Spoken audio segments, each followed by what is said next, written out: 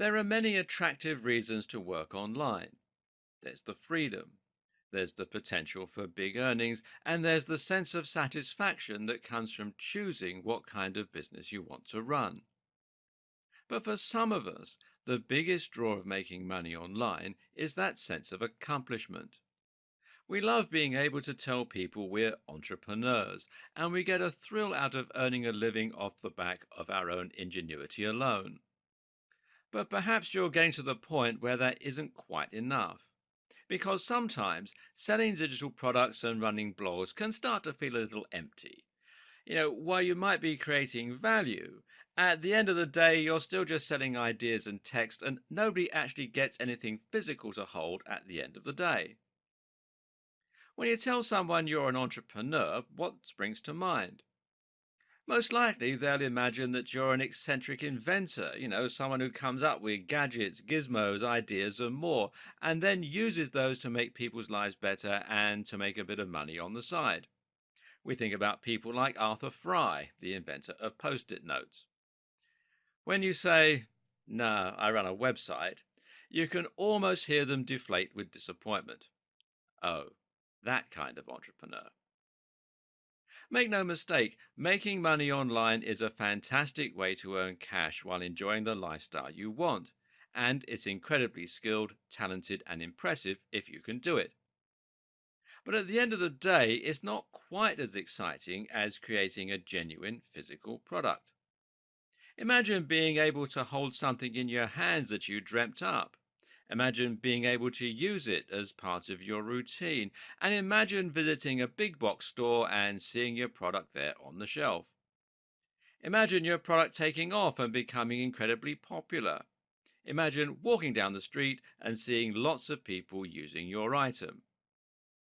With a physical product, you can quite genuinely change the world and make a much bigger impact than you can with an ebook. But it's not just about the noble cause of getting to feel that sense of accomplishment. Making a physical product also makes a lot of sense in terms of money. That's because physical products are still where it's at when it comes to revenue, and that's not likely to change anytime soon. For starters, physical products have a much wider appeal and can sell to a significantly bigger audience. Even through e commerce, physical products sell significantly more than digital products. Why? Well, partly it's just because people like to hold something in their hands when they've spent money. Have you ever bought a digital product online and then felt immediately empty, as though you haven't really gotten anything worthwhile for your money? Now imagine trying to sell an ebook to people on the street. How many people would be likely to go for it, or even be interested? A lot of people would never buy an ebook, and certainly not one on making money online. In fact, the vast majority of people would never consider that. They're not getting anything tangible or that they couldn't find for free online. They don't like reading ebooks on their computers and they're not interested in working online. Compare that with a physical product, though, and now you have something with obvious value to a large audience. If it's the right price, then there's a chance anyone who passes on the street will be interested. Imagine just showing your grandparents what you make for a living. Show them a book you wrote on your computer and you'll get an unenthusiastic, "That's nice, dear," if you're lucky. Show them that you've made your own toy, gadget, or item of clothing, though, and you'll have genuine interest. That's the difference with a physical product. And then you have the ability to scale. The most scaling you can do with a digital product is to get it on JVZoo or another affiliate marketing platform. That way, you can get countless other marketers helping you promote your product in exchange for a commission. That's good, but it's not quite as good as having millions of units selling through countless high street stores around the world. So, with all this in mind, why is it that most people don't create their own physical products? Why is it that most people will settle for ebooks or just placing ads on a website?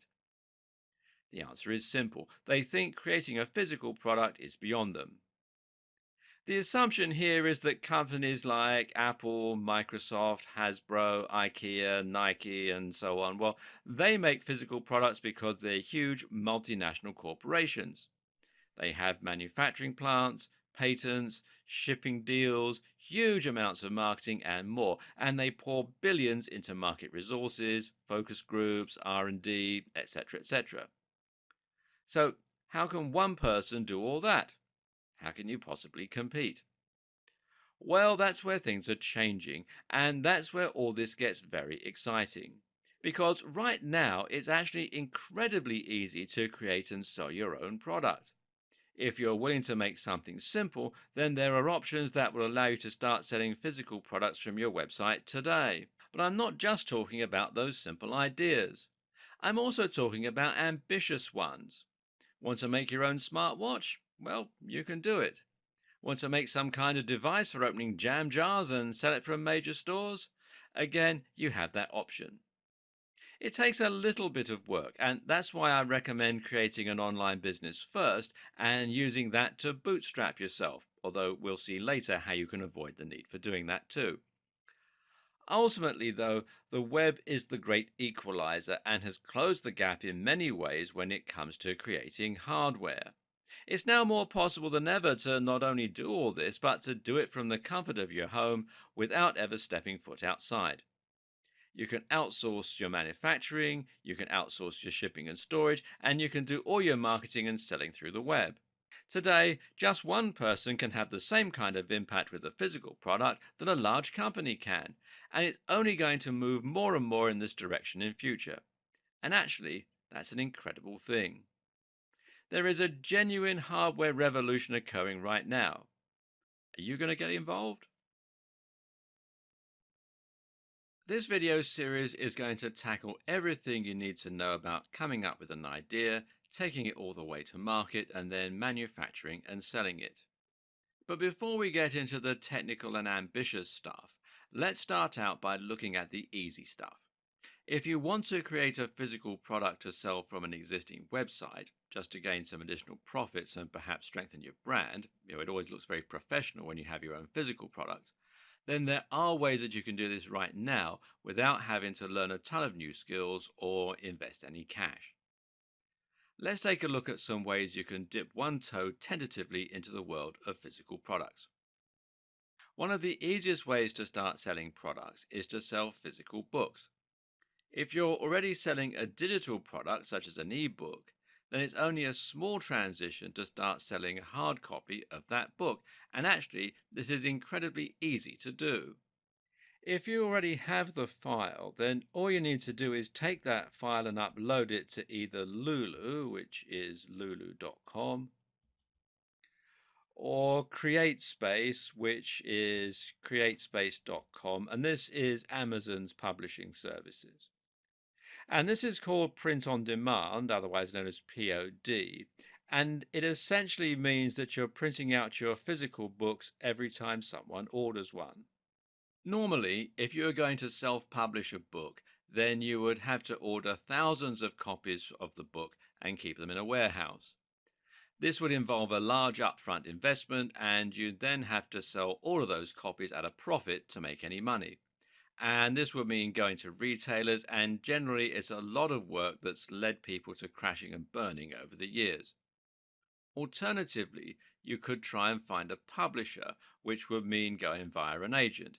And this would usually lead to years of rejections before you got a deal.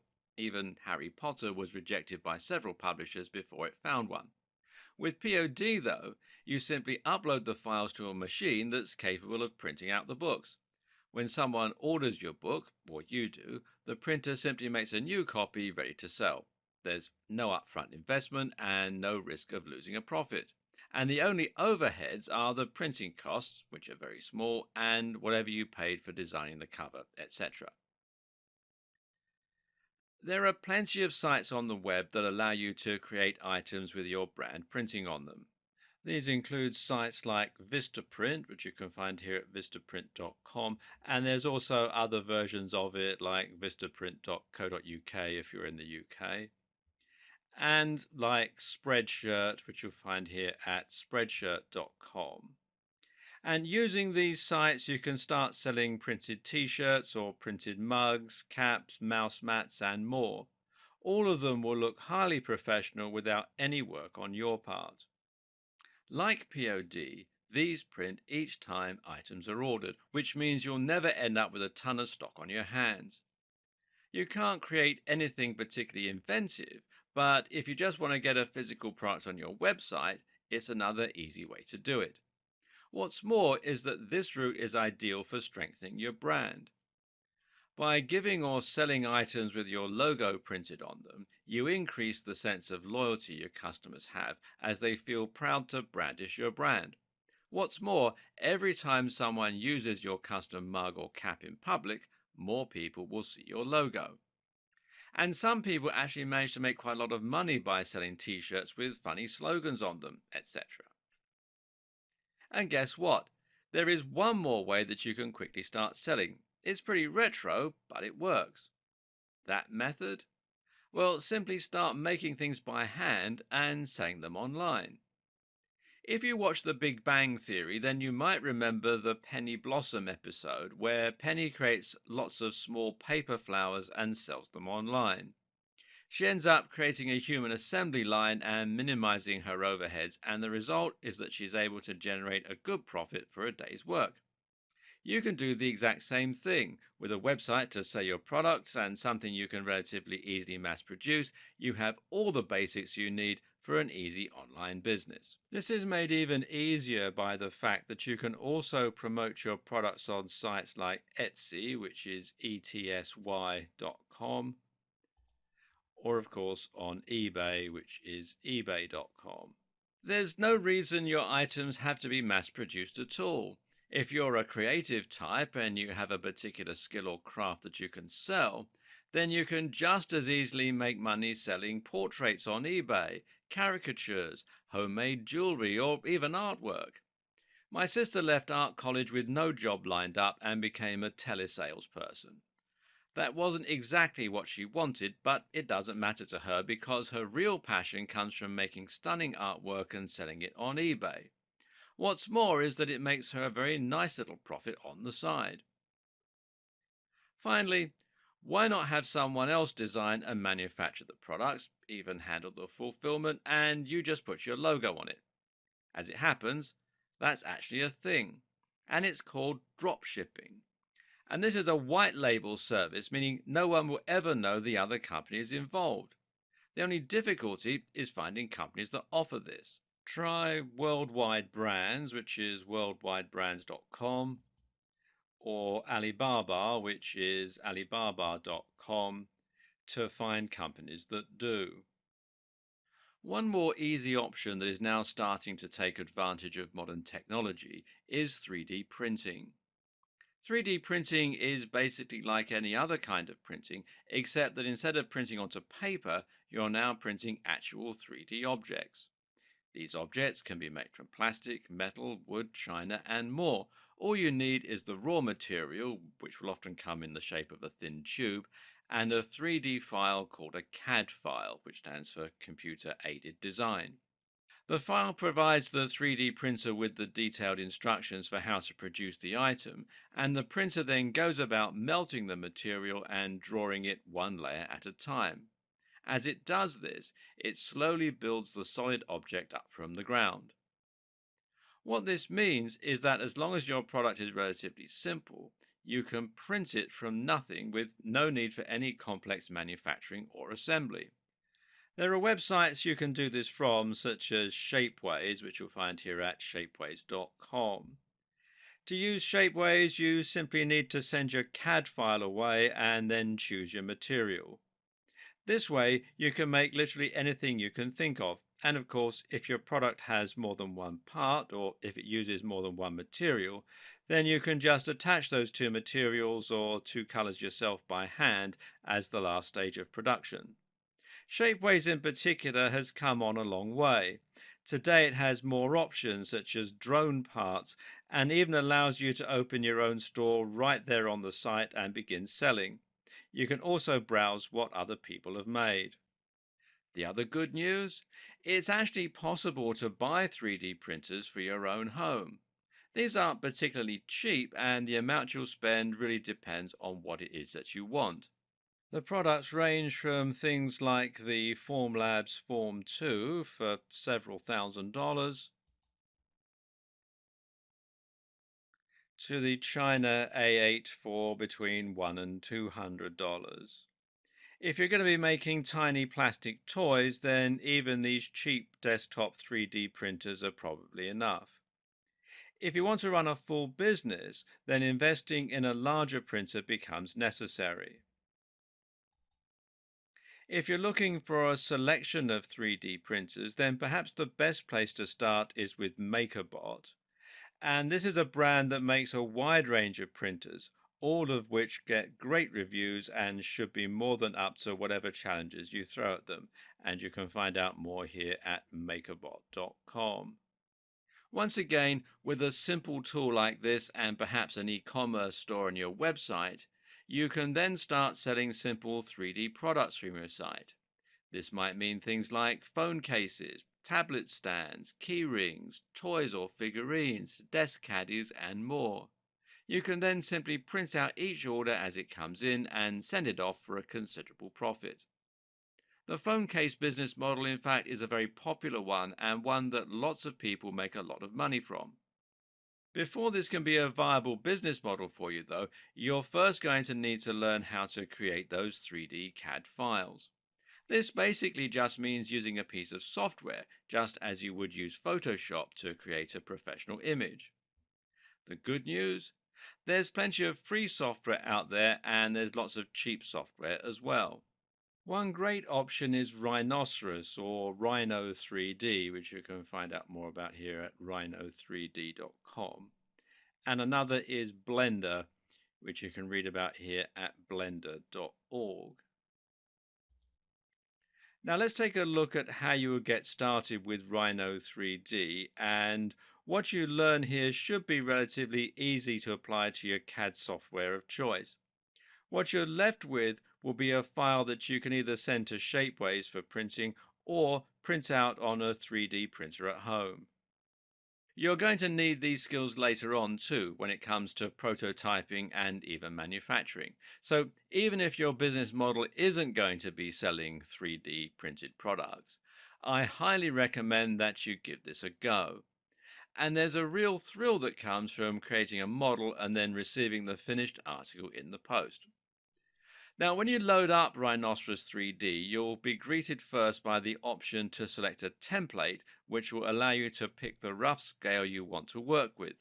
Decide on whether the item you're going to be designing will be served better by being measured in centimeters or millimeters, and then choose appropriately. Note, however, that once you begin, you can go to View Grid Options to change this specifically and to set the distance between the squares on your grid. This is very useful if you're prototyping because it lets you create images of a specific size accurately and conveniently.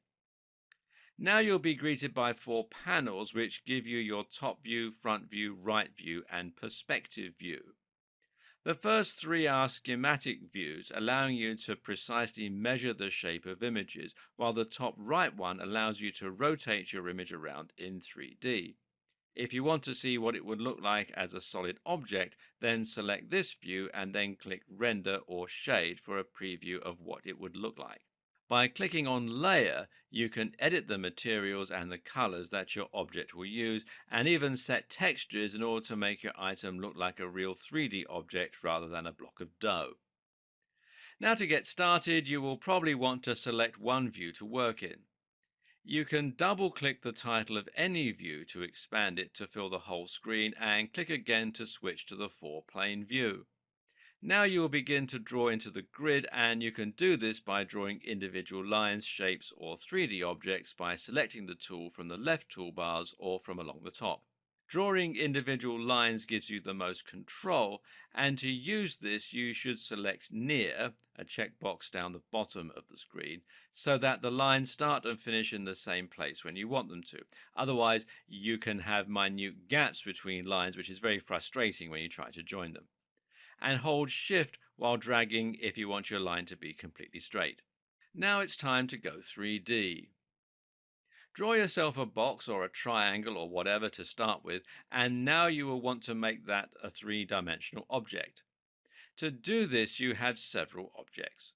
First, select all the lines and click Combine down the left. It looks like a jigsaw puzzle, and that will become a flat outline. Now, to pull that outline upwards to create a box or sheath, click Extrude Planar Surface, and then click on your new shape and drag it up or down the Y axis. This object will be hollow, so to close it, click Cap Planar Holes to turn it into a box or a pyramid. Another option is to simply change views and to draw the other sides going up and along the top manually. As long as you connect them all, you can choose to combine again and then surface, curve, network in order to turn those lines into another box or pyramid. But remember to use cap again as well. Finally, if you want to use one of Rhino's fancier abilities, try selecting your shape and then typing revolve into the command box. And you can learn a lot of functions by playing around in here. Now draw the line along which you want to revolve your object and then choose the degrees. Type 360 degrees and you'll make a tube out of your shape, which is how you make things like vases, cups, and cylinders. Play around and make a few shapes, then drag them to overlap, making sure they are solid shapes and not just outlines. Because selecting Boolean union to combine those two shapes into one shape. And with just this basic knowledge, you can pretty much get started. Okay, so we've had some fun with handcrafted products and 3D printed products. Some people will be happy to stop there and make a living selling those kinds of items. But if you really want to take the world by storm, you're going to need to create something more unique and you're going to need to mass manufacture it in big enough quantities so that you can get it into stores and generally start making lots of money from it. So, where do we start? Of course, we start with the idea. This is going to be the hard part for some people, and that's what will often be a stumbling block. To create something that will be successful, you need a unique idea with a USP, that's a unique selling point. You're probably not going to be able to compete with the big businesses on price or marketing, so you need to come up with something original or you need to use savvy marketing. To come up with something original, you should still try to think about the buyer persona, the person that you're targeting with your items. What markets do you have good access to? What channels can you utilize to get your items out there into the real world? Once you know this, you can start to think about what category of product you want to create. It's always best to create what you know. In other words, fitness products are best designed by the genuine fitness freaks of the world. From there, try to think about your own pain points. Think about common frustrations or irritations you have, and then think about how you're going to solve them in a unique way. This is called scratching your own itch. Other ways you can try to come up with new ideas in a given niche is to try combining two previous successful products. Alternatively, think about something really cool that everyone undoubtedly wants but isn't possible yet, and then try to find out what the closest thing to it is that you could make. But if none of this works, then you can go down the route of creating a tried and tested product, and there's actually nothing wrong with this approach. If you have a dedicated audience on your website, or if you're able to source your products cheaply, then you can simply market yourself and sell something with your unique design, your unique logos, etc. Coming up with just an idea, though, is not enough. What you also need to come up with is an actual product, as in, you need to know how that idea is going to work. Once you've done your design on paper, you need to think about how it will actually operate and how you'll be able to produce it. Enter design engineering. Design engineering is perhaps best explained as being the nexus where design and engineering collide. In other words, this is where the line becomes blurred between form and function, and where engineering decisions are going to start directly impacting on the user experience and the functionality of the process. Industrial designers will often be responsible for the aesthetic and the ergonomic aspects of a design, whereas the design engineer will then work with the engineers and designers to create a much more detailed set of designs outlining how all this will work. If you imagine any new product, then it's easy to see why there would be a need to go backwards and forwards between the designers and the engineers. Imagine, for instance, a new computer. The design team might have an idea for how this should look and interact with the user, but they're going to be limited by the electronic engineers who know how large the components are going to be, how hot the device is going to get, etc., etc. Design engineering will often follow the engineering design process, which consists of several steps. First will come research, which involves looking at the literature and research as it relates to the target market, to previous products, etc. From here will come feasibility, at which point the feasibility of the proposed project is discussed with the additional information now provided by research. A feasibility study will not simply define a project as feasible or not, but it will also look at how it could be altered to come in under budget, to be functional, etc., etc. This narrows the scope of the project and leads to a further design phase. Conceptualization starts next and will usually involve a concept study where the project is planned and different ideas are discussed. This step helps to minimize error and improves the project's chances of success ultimately. Some different tools are sometimes used to help with this stage. These tools are intended to aid ideation and thus to encourage the flow of new ideas through trigger words, brainstorming, and synetics. From here, you establish design requirements and create a preliminary design with basic schematics, diagrams, and layouts. If this is successful, then the preliminary design can move into a detailed design, which can also include the creation of prototypes, models, and drawings. In this stage, CAD, computer aided design, can be used to stress test the project to an extent and to find ways to reduce the costs by removing materials without negatively impacting on resilience. Finally, this moves on to production planning and tool design, the creation of the tools needed for production, and ultimately the production of the project. This might seem like a lengthy process, but ultimately it is these crucial stages that help to prevent issues down the line and thus keep profits high. Starting to feel your stress levels rise? Well, don't worry.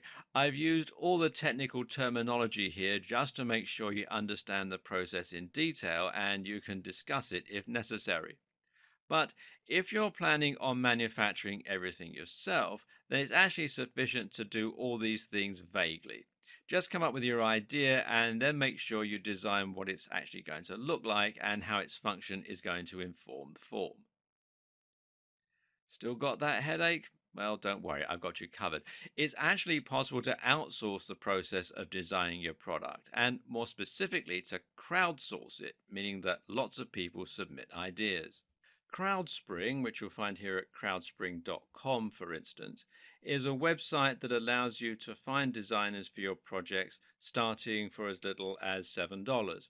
So you have your idea and you're not sure how to make this into a CAD file you can actually use, then just head over here to get exactly what you need. The platform is geared specifically towards small businesses and entrepreneurs like you and has given life to some popular products such as the Diet Wizard wristband from Blue Nova. A similar option is CAD Crowd, which you'll find here at cadcrowd.com. And this allows you to run contests for CAD designers wherein you pay only for your favorite designer once several options have been submitted. There's also a more traditional option to pay by the hour, though. For everything else, packaging, branding, etc., you can always use the ever popular 99designs.com or regional variations like this one here for the UK, 99designs.co.uk. Having a great idea is something you should never underestimate. With the right idea, you have not only got the power to change your life and that of others, but also the power to change the world. The right idea can get you passionate, it can make you rich, and it can make your life easier and better in all sorts of ways. Right now, we have an idea of what's possible and what's not, But when we come up with a new idea, a new solution to a common problem, we can change this definition by creating new ways to do things and even creating entirely new things in the first place.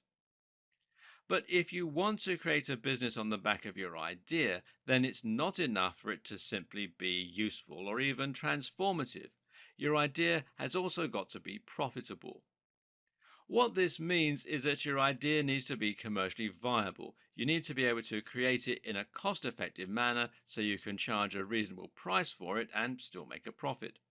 Likewise, you need your idea to be attractive enough to other people so that they're willing to pay for it. And you may also need it to speak to lenders and investors so that you can get financial backing to go ahead. So, how do you know if your idea is really a possible business? And how do you know if your idea is profitable? Well, in order to decide whether or not your business is going to be profitable, you need to look at two things in particular: your cost per unit, which tells you how much it's going to cost a manufacturer, and your price. For that first figure, the cost per unit, you need to make sure that you account for every single expense that you will need to make in order to create your products. That doesn't just mean thinking about the cost of manufacturing the item itself, and you can get all that from your manufacturing contractor. It also means finding out how much packaging and instructions are going to cost, how much you're going to spend running your business in that time, and how much you're going to spend on labor, and how much it's going to cost you to deliver your item, that sort of thing. Likewise, you also need to think about marketing. How much money do you want to spend on making your product known? Once you know that, it's now time to work out a price and to see if there's a profit left over for you at the end of the day. Bear in mind that you'll need to work out two prices, one being the wholesale price that you offer to resellers, and the other being the RRP end users will pay for your item.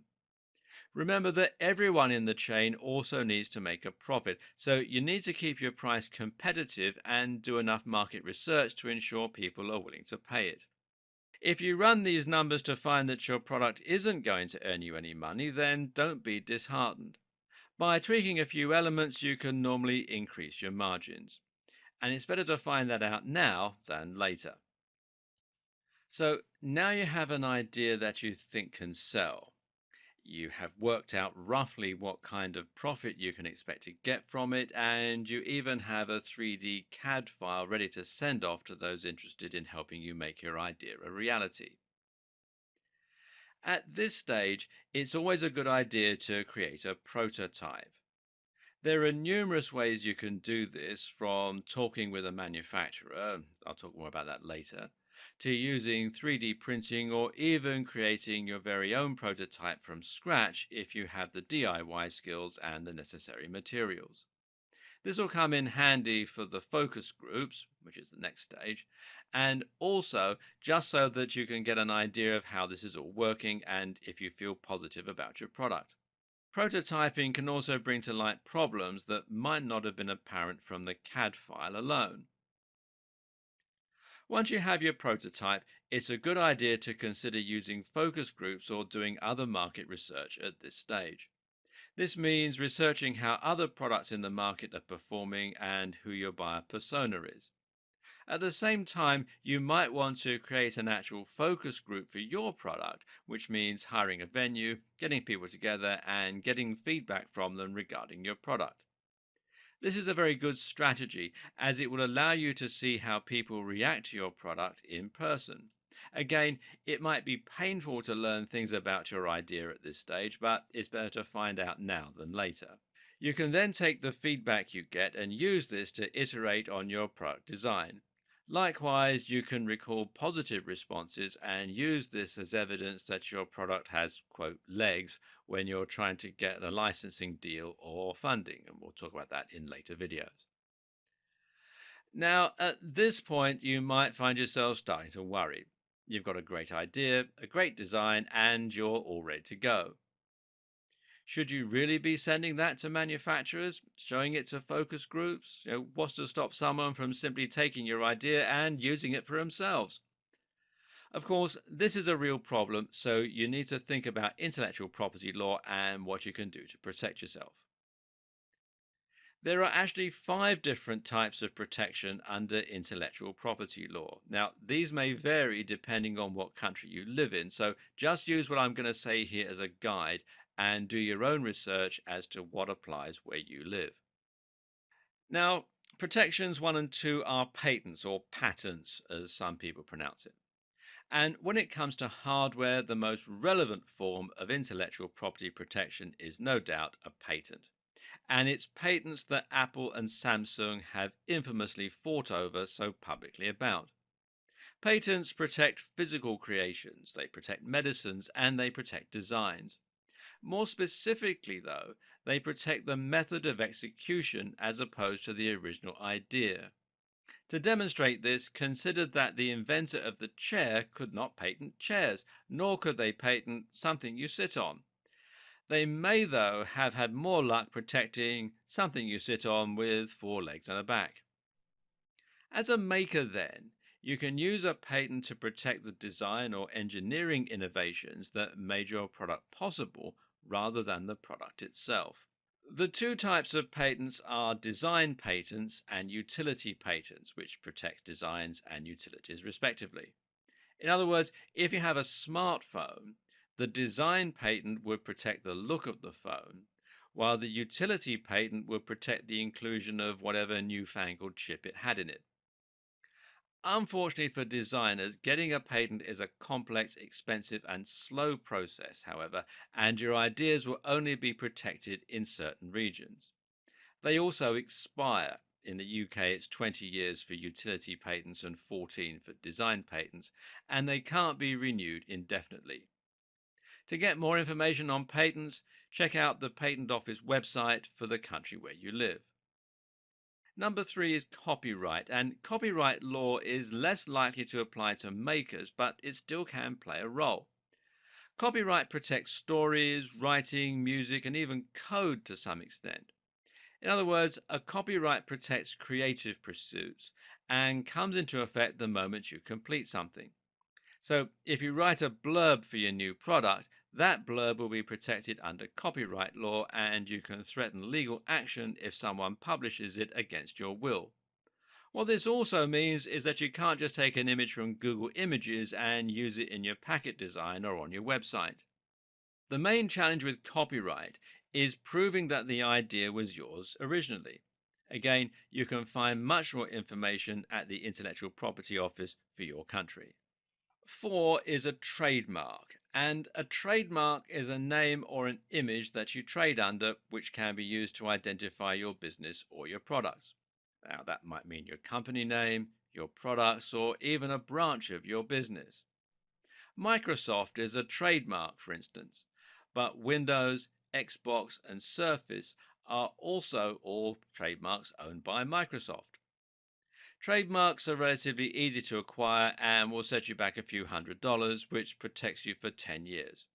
It's always worth doing a trademark search before you create a new product in case someone should already own the rights. And finally, number five is an NDA. Now, an NDA is a non disclosure agreement, sometimes called a confidentiality agreement. This is a contract used to prevent others from talking about your ideas, which in turn means you can speak freely with business partners and employees about your projects. Typically, an NDA will be in the form contract and will include a list of things that you can and can't mention outside of the meeting. These days, though, many serious companies and startups won't use NDAs, and you can risk looking unprofessional if you push this too strongly. As a rule, people you will consult with have their own ideas and plans and aren't bent on stealing yours. What's more, ideas are in no short supply. It's the ability to see them through that matters. As with most things, the best form of protection is simply to be the first and to be the best. No one will remember the imitators. At some point, you just need to start getting your idea out there and push ahead. So take the plunge. What is it that appeals to you most about being an entrepreneur or inventor? For most of us, it's not down to the money necessarily, or even the fact that we can be our boss. For the majority, it all comes down to creative freedom, the joy of inventing and creating, and the incredible satisfaction that comes from seeing our products on the shelves and in the papers. All the rest of it, the financing, the packaging, the order fulfillment, the budgeting, the marketing, etc., etc., etc., well, it's all just a big pain in the neck that prevents us from doing what we really want to do. Well, if that's how you feel, then you may be interested in licensing. When you license an idea, you see, you'll get to spend the time focused on doing what you love, coming up with the ideas in the first place and testing them out, while letting someone else worry about the finer details. This is your last chance saloon to sidestep the actual process of building your product yourself, but this option is a little different than using something like Spreadshirt, say, because it allows you to make something completely unique and new rather than having to stick to a tried and tested formula. And it's different from 3D printing in that you have the option to mass produce and even to get help getting your product into stores. There are downsides, though, as we'll see.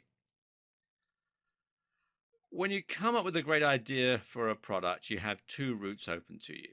Either you build an entire business around your idea and invest in manufacturing, marketing, and the rest of it, though we will learn how to do this the easiest and cheapest ways possible, or you sign a product licensing deal in order to let someone else handle all that on your behalf. What this means is that you'll let an established company worry about the financing and marketing, while you get a cut of the profit for coming up with the idea in the first place. This is great news if you don't have much cash, as it means there's a lot less risk. But it can be a bad strategy if you end up with a mega hit on your hands, as generally the deal would give you less than 10% of the profits.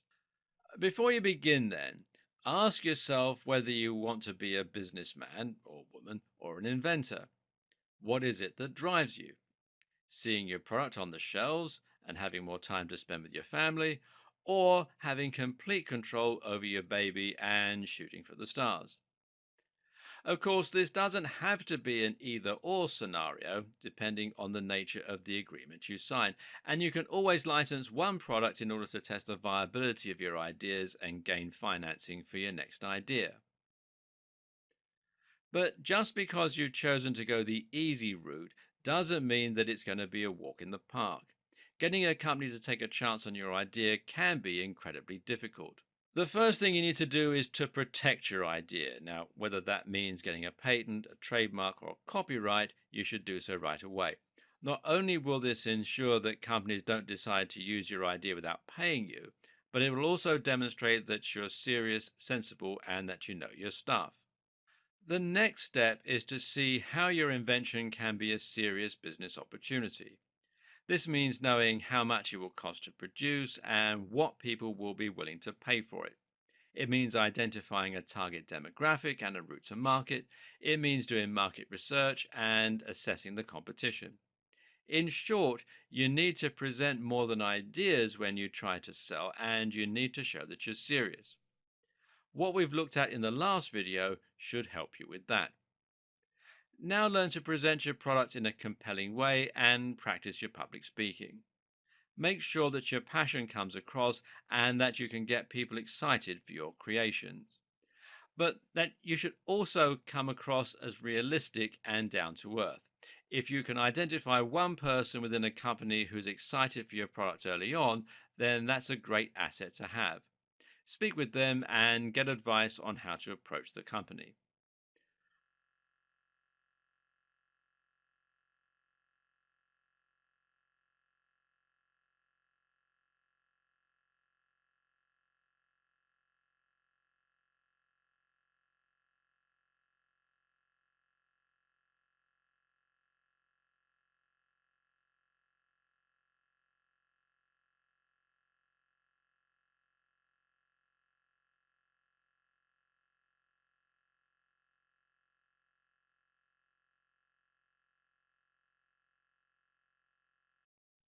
Okay, so you have your idea, your CAD file, your IP protection, and you're ready to go.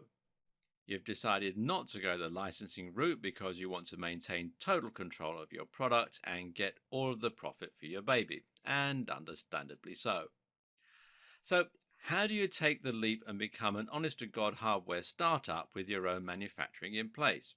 Well, you now have two options: directly approaching manufacturers and approaching contractors. A contractor, of course, is someone who will act as a go between for you and the manufacturer. They will pass on any communications and will generally ensure that you have your hand held at every stage of the way. You're now going to want to send out proposals, and you can do that by looking on Google for the companies that meet your requirements, by going to trade shows, or by looking at websites that list everything you need to know all in one easy place. For example, the websites Alibaba, which is alibaba.com, and ThomasNet, which is thomasnet.com, and this is the Thomas's Register of Manufacturers, will give you plenty of manufacturers you can choose from, and from there it's a simple matter of scrolling through and finding what you're looking for. Another option is the excellent Makers Row, which you'll find here at makersrow.com. And the tagline of this site is Manufacturing Made Easy. And as this suggests, the entire concept is that this one site will provide you with everything you need to get started in one convenient location. They have a list of over 10,000 American manufacturers, but unfortunately, you will have to pay to be a member. If you're planning on creating something specific, such as clothes, then you'll be looking for a specific type of contractor. For example, you might need a garment contractor, and you can find these at garmentcontractors.org. And there are other sites as well. This site does look a bit dated now, but I'm told the information on it is fairly up to date. Tim Ferriss spoke to Shopify and recommended that makers send out lots of proposals to lots of factories and let them all know that you're speaking with others, and basically let them bid for your attention and try to win your business. And you can read the whole interview here on the Shopify blog. Now you can choose to make a prototype this way by speaking with the factory. This is a good idea because it will give you some indication of the quality of your product, and it'll give you a more realistic example of your product. In other words, if you're going to Kickstarter with your item, and I'll talk more about that in a moment, then you'll benefit from being able to show proof of concept and to explain that the product you're showing off was made by the manufacturer you're eventually going to work with. Okay, so now you need to send out your proposals. What do you send? Well, fortunately, we've already gone through the steps necessary at this stage, so you should have most of the materials you need to include in your proposal ready. Now, here's what you need to send. The first and most important step in your manufacturing process will be to define your product. In other words, you need to know exactly what it is you're making in order for the manufacturers to be able to know whether or not they can help you. This means you need to know the precise materials and how they're going to be assembled. To start, then, you may want to produce a functional specifications or a product requirement document. This only needs to be a Word document, but the basic idea is that you're going to describe all of the tangibles and intangibles in as succinct a manner as possible. And this might mean saying how long you want your battery to last, or it might mean saying how waterproof you want it to be, who's it for, what should the user interface be. Specifically, these are some points you should include: aesthetics, durability, food safety, certifications, user interface, target demographic, intangibles of how it should look, stroke, feel, stroke, act, potential problems you foresee and expectations of the results. Will it be used inside or outside? And UV resistance, etc. You don't really need to go through this stage, but if you don't know the first thing about manufacturing, then this document will mean you can get guidance and consultation from those that do. It can also be helpful for your own planning and for structuring your own thinking. You can also submit this document when you're crowdsourcing your designs, or you can ask the designers you hire to do it for you. Now comes the bomb. The bill of materials is a complete list of all the materials and components needed to create your product. Think of it like the first page of the assembly instructions you get with your IKEA flat pack furniture. It should include every last screw and even the paint. For those making electrical products, you'll need an electrical bomb too. If you aren't a DFMA expert, then consult with one or ask your manufacturing partner. And this is where the functional specifications document comes in handy. Your electrical bomb should contain part numbers where possible, or you can include these details in a separate component specification sheet. Then there are the technical files. These are the blueprints which you will often create using software. For plastic parts, you'll want to use CAD, computer aided design software, to create a 3D image file. For mechanical parts, you'll want to use a Gerber file for board layouts using software like CADSoft Eagle. And this detailed information is necessary for your manufacturer to answer a number of questions regarding how the product will be made and ejected, how shrinking will be managed, etc. Again, you might want to get help with this step. Now comes the fun part, getting to hold your product in your hand and see it work for the first time. Well, sort of. The prototype is like a real world beta that you can use to check that the end product looks, feels, and functions as intended. In a perfect world, you should send your prototype to the manufacturer along with your documents as best you can. You can use 3D printing to do this or even construct it by hand. Along with all this, you'll also want to include your rough order estimate or MOQ, minimum order of quantity. This tells the manufacturer how many pieces you want to make, and it's important because the best technique will depend on whether you've ordered a small or a large run. What's more, you may be able to get bulk discounts for larger orders. That's everything you need to get your product made and to take it from an idea to a reality. Now, there may be several steps here that you don't fully understand or that you don't feel comfortable with, but don't worry. If you find the right person, you'll be able to get help through each step. Don't be afraid to speak to people and ask questions. Now you have the technical terminology, you should find it's at least a little easier to get started. Remember how, at the end of the last video, I said that's everything you need to get your product made and to take it from an idea to a reality? Well, that's not quite everything because now you have a product that's ready to go, but actually no inventory to start selling. Oh dear. This is where the next stage comes in, finding funding for your idea, and it's really a rather important stage. The good news? Once again, the internet has come to our rescue and made all this as easy as it can possibly be. And in this case in particular, we're going to be using crowdfunding to make our money. Crowdfunding simply means that we're asking the community to fund our products, and the most famous example of this is Kickstarter. The best part is that you don't have to give away any percentage of your business or your profits. Backers on crowdsourcing sites get involved because they want to place pre orders and because they want to see your ideas come to fruition. This is famously how projects like the Oculus Rift came into being. Finding an investor means giving away a share of your business. Getting a loan means taking a serious risk. But crowdfunding? There is zero risk and no downside. And this is why more and more makers are now finally able to see their ideas come to fruition when previously it would never have been possible. There are other crowdsourcing options out there, though, and other funding options too. The most obvious place most people will start is Kickstarter, which is the best known crowdfunding site on the web and possibly largely responsible for the strategy's current popularity.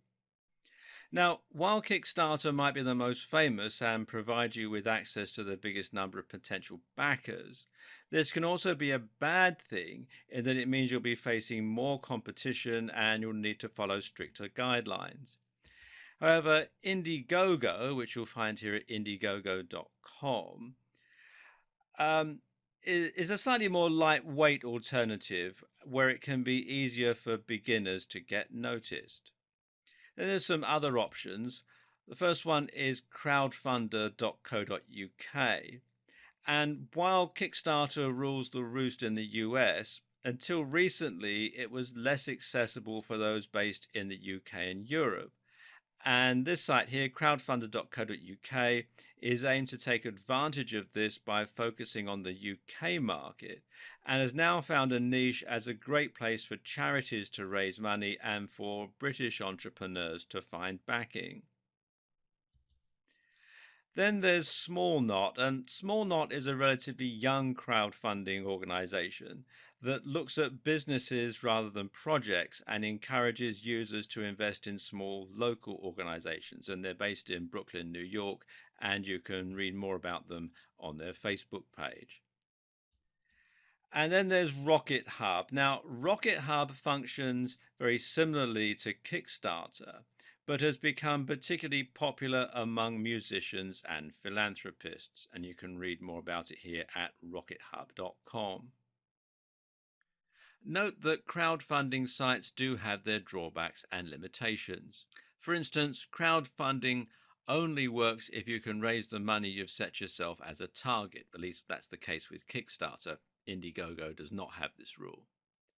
These platforms are also becoming increasingly saturated, which means you're going to need to have a very good and unique idea and then do a lot of promotion on top of this to make it a reality. There are likewise many more funding options for raising capital. One option is simply to find investors, and there are many websites that can help you do this.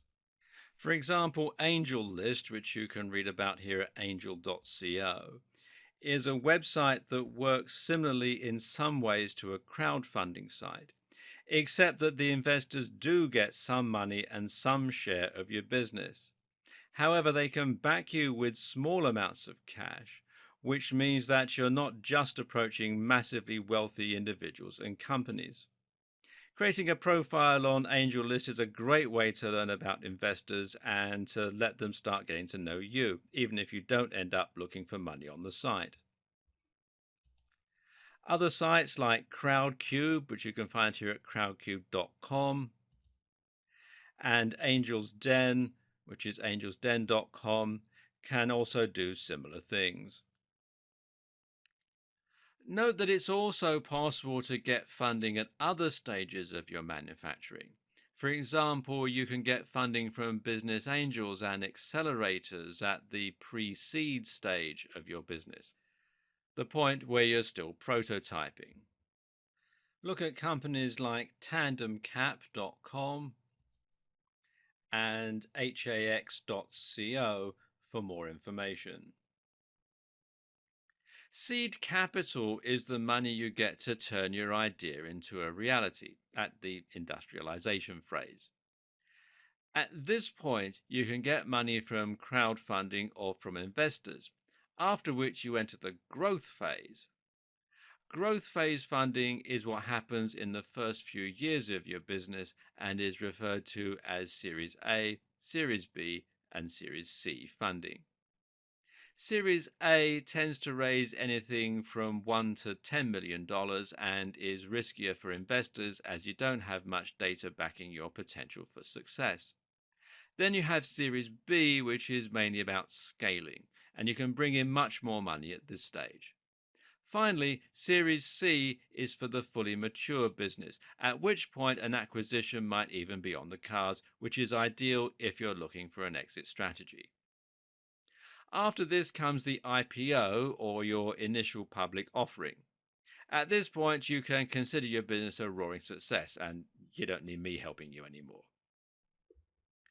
Otherwise, you can find other ways to fund smaller projects. One option is bootstrapping, which means earning capital from a side business and funneling this into your own hardware manufacturing. Alternative, you can get a bank loan. Even PayPal offer business loans now, or you can even use a credit card loan. Just make absolutely sure that you've tested the market for your product and you know you're going to make money back before you take out loans. Then there's always the bank of mum and dad or friends and family. If you have a good idea, they might want to be part of it. And now, after everything we've covered in the last few videos, all that's left to do is to actually sell your product. Again, you have a few different options here. Of course, you can do this through your own website using a sales page or more likely an e-commerce store, which will turn your website into a shop. Great tools for creating e-commerce stores include WooCommerce, which you can read about here at woocommerce.com, which has the advantage of being a WordPress plugin, thereby enabling fast and easy installation. And you can actually do this from within the WordPress dashboard. Just go to plugins and type in WooCommerce, and you'll get a whole lot of information about WooCommerce. Um, the WooCommerce actual plugin itself, and then there's lots of add-ons that you can get to improve on it as well. Then there's Magneto, which is magento.com,